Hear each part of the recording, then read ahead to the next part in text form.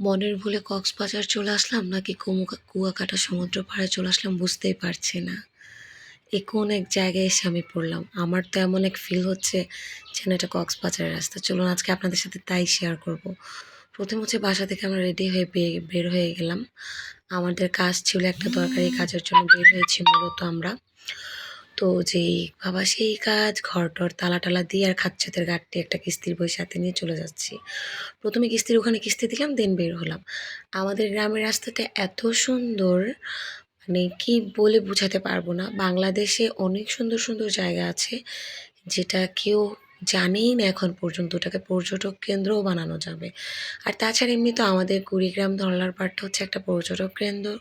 সবাই হচ্ছে ঈদের ছুটির সময় বা ছুটির দিনে এখানে ঘুরতে আসে। যদিও আমি অনেক সুন্দর সাইটগুলোতে যাইনি।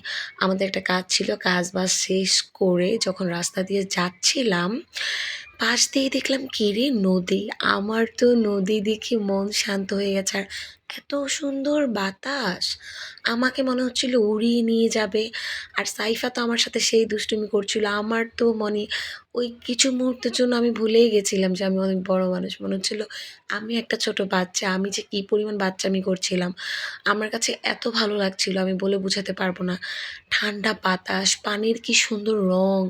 তারপর আবার না পানি দিয়ে ভেসে, ভেসে মাছ যাচ্ছিল। মানে দেখার যে কি একটা শান্তি, আমি বলে বোঝাতে পারবো না। এটা হচ্ছে একদম গ্রামের একটা সাইড দিয়ে আমরা ঢুকেছিলাম।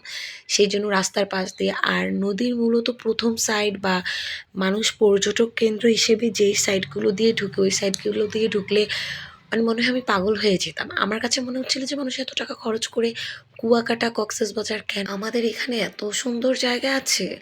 এই এরিয়ার মানুষরা, উত্তরবঙ্গের মানুষরা, রংপুর, কুড়িগ্রামের মানুষরা মূলত এটাকে একটা পর্যটন কেন্দ্র হিসেবেই চিনে।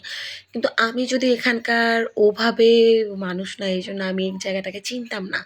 সবসময় শুনতাম যে কুড়িগ্রাম ধরলার পাড় আছে, ধরলা। আর ওই যে ওইটা হচ্ছে ধরলা ব্রিজ। এই ধরলা নদীর উপরেই এই ব্রিজটা হওয়াতে এটাকে ধরলা ব্রিজ বলা হয়। মানে এত ভালো লাগছিল বলে বোঝাতে পারবো না। তারপর আবার সাইডেই চলে গেলাম। আমি যে জায়গাটাতে নেমেছিলাম ওই জায়গাটাতে কাজ চলতেছিল। এরা হচ্ছে বিভিন্ন জাহাজ বা বালু ট্রাক এটা নিয়ে কাজ করছিল। কিন্তু অন্যান্য সাইটগুলো আরও বেশি সুন্দর। তবে আমার হাতে সময় ছিল না দেখে আমি যেতে পারিনি। এই এতটুক জায়গাতে আমি যা খুশি হয়েছি, এর থেকে বেশি সুন্দর জায়গা আমার প্রয়োজন হয়নি।